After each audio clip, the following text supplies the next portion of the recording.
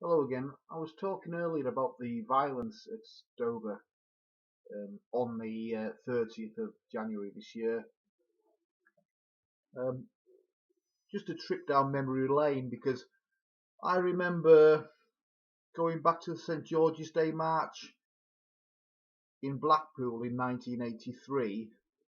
I was actually hospitalised by a group called Red Action after the march as I was making my way back to the train station. There were three of us who got jumped. I went back for the branch literature order of NF News that I'd dropped on the floor, and about 10 to 15 of them jumped me, gave me a pasting, and put me in Blackpool Hospital for a few hours. I had stitches in my head and everything. They're still doing that these days. They haven't learned. They don't seem to realise that it has made no difference at all. I'm still here. I'm still doing it, and I'll continue doing it until I'm dead. Red Action were a left-wing group, as the name implies, from Manchester, who were formed in Manchester, and they had a large Irish Republican following. In fact, the group was actually implicated in the Harrods bombing. One or two of the members were actually suspects.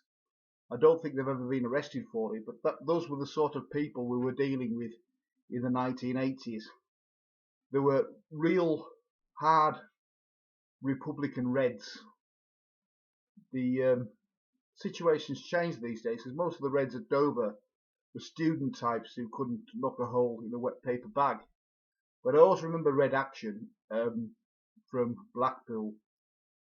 Now, when I was hospitalised on that day, I was obviously, me and my friends missed the train home, so we were stuck in Blackpool for the night.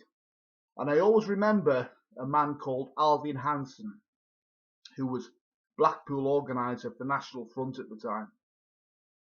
He had contacts in the police force, and after we'd stayed overnight in the police station, because I had attended identity parade, unfortunately I couldn't pick the bloke out.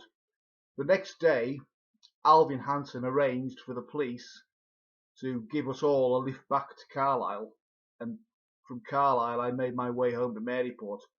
But I always remember Alvin Hansen. Now, Alvin Hansen must have died about 10 years ago. He was a Blackpool businessman, and he was a really nice bloke. One of the few people who, you could say were salt of the earth. He'd worked his way up from nothing to run his own business in Blackpool, and he was a nice bloke, and I'll always remember him. So if any relatives of his are still alive, I'd like to say thanks. I know it's a long, long, long time ago, but I'll always remember that favour. I didn't thank him at the time, I don't think, but I'll thank him now. And Alvin, if you're listening in heaven, thank you very much. Good night, everybody.